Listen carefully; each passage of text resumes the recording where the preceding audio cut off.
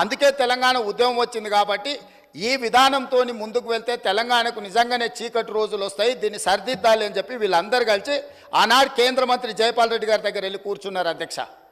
జైపాల్ రెడ్డి గారు అప్పుడు అందరితో చర్చించి తెలంగాణలో విద్యుత్ రంగ నిపుణులతో మాట్లాడి ఏం చేస్తే బాగుంటుంది అని అంటే ఒక సవరణ తీసుకురావాలి. ఏంది?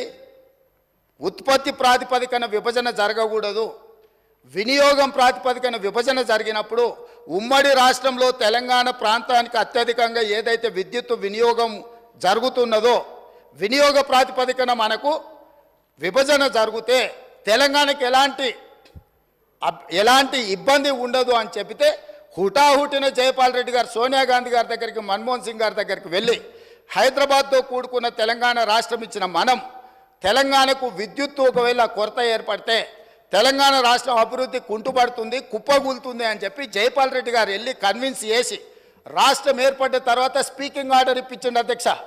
విభజన చట్టంలో లేని, రాజ్యాంగంలో లేని ప్రత్యేకమైన మినహాయింపు ఒక్క తెలంగాణ రాష్ట్రానికి ఆనాడు ఇక్కడ ఉన్న ఎమ్మెల్యేలు ఆనాడు ఎంపీలుగా పోయి జైపాల్ రెడ్డి గారితో మాట్లాడితే జైపాల్ రెడ్డి గారు కేంద్ర మంత్రిగా ప్రధానమంత్రి మన్మోహన్ సింగ్ గారిని, యూపీఏ చైర్పర్సన్ సోనియా గాంధీ గారిని ఒప్పించి వినియోగం ప్రాతిపదికన 53.46% అంటే దాదాపుగా 54% తెలంగాణ రాష్ట్రానికి, 46% ఆంధ్రప్రదేశ్ రాష్ట్రానికి.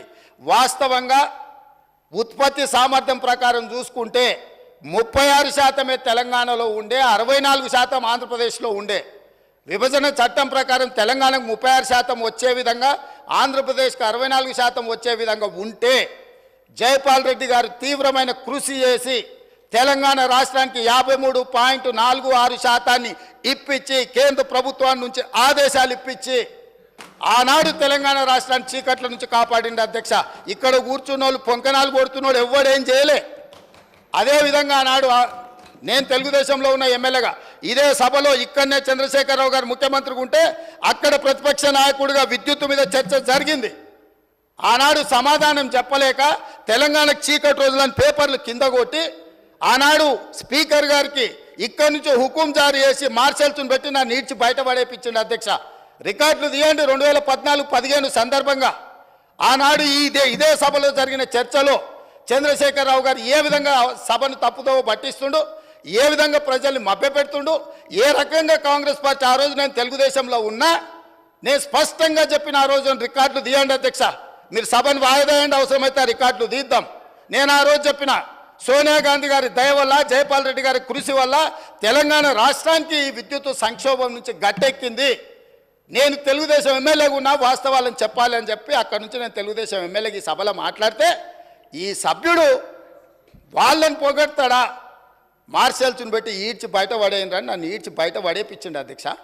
ఈరోజు మీ ద్వారా తెలంగాణ సమాజానికి ఈరోజు నేను చెప్పదలుచుకున్న అధ్యక్ష, ఆ రకంగా తెలంగాణ రాష్ట్రాన్ని విద్యుత్ సంక్షోభం నుంచి ఆనాడు జైపాల్ రెడ్డి గారు, సోనియా గాంధీ గారు, మన్మోహన్ సింగ్ గారు కాపాడినరు.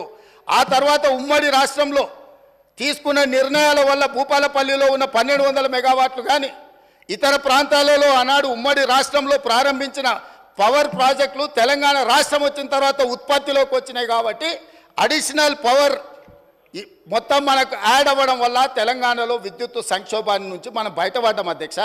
ఇవాళ నేను సూటిగా సవాలు విసురుతున్నా. ఆనాడు 7000 చిల్లర మెగావాట్లు ఉంటే మేము 19,000 చిల్లరకి తీసుకెళ్ళినామని. ఎవరు అధ్యక్ష? వీళ్ళ తాతలు ఏమన్నా ఉత్పత్తి చేసిరా, వీళ్ళేమన్నా చేసిరా? సోలార్ పవర్ ప్రాజెక్టులో 5,600 మెగావాట్లు ఈరోజు చెప్పుకుంటారు కదా. ప్రైవేటు పెట్టుబడులు ప్రైవేట్ వాళ్ళు తీసుకొచ్చి పెట్టింది అధ్యక్ష. రాష్ట్ర ప్రభుత్వానికి అనాపైసా సంబంధం లేదు. 10 సంవత్సరాలు వీళ్ళ ఏలుబడిలో సోలార్ పవర్ ఓన్లీ 1 మెగావాట్ అధ్యక్ష. సిగ్గు లేకుంటే ఇంకా కూడా మేము విద్యుత్తును ఉత్పత్తి చేసామని అబద్ధాలు చెప్పి సభను తప్పుదోవ పట్టించే ప్రయత్నం చేస్తున్నారు అధ్యక్ష. అదేవిధంగా అధ్యక్ష, ఇవాళ పిహెచ్ఎల్కు మేము నామినేషన్ పేజ్ మీద ఇచ్చినాం. గవర్నమెంట్ టు గవర్నమెంట్ ఇస్తే కమిషన్లు వస్తాయా? ఇది పద్ధతేనా? మీరు ఎక్కడ గండి కొట్టిరు, ఎక్కడ బొక్కిండ్రు, ఎక్కడ మెక్కిండ్రు మాకు తెలియదు అనుకుంటున్నారు అధ్యక్ష. మేమేం చదువుకోకుండానే ఇక్కడికి వచ్చినాం అనుకుంటురా అధ్యక్ష? బిహెచ్ఎల్కు ఉన్న కెపాసిటీ ఎలక్ట్రోమెకానికల్ ఎక్విప్మెంట్ ఉత్పత్తి చేసే సామర్థ్యమే ఉంది. బిహెచ్ఎల్కు civil balance of plant work అంటారు. అంటే సంస్థ ఒక విద్యుత్ ఉత్పత్తి చేయాలంటే బ్రాయిలర్సు మెకానికల్ ఎక్విప్మెంటే కాదు అధ్యక్ష, సివిల్ వర్కులు ఉంటాయి. సివిల్ వర్క్లు అంటే ప్లాంట్ను ప్రిపేర్ చేయడం కానీ తెచ్చిన మిషన్లు ఫిట్ చేయడం కానీ దాని కాంపౌండ్ కానీ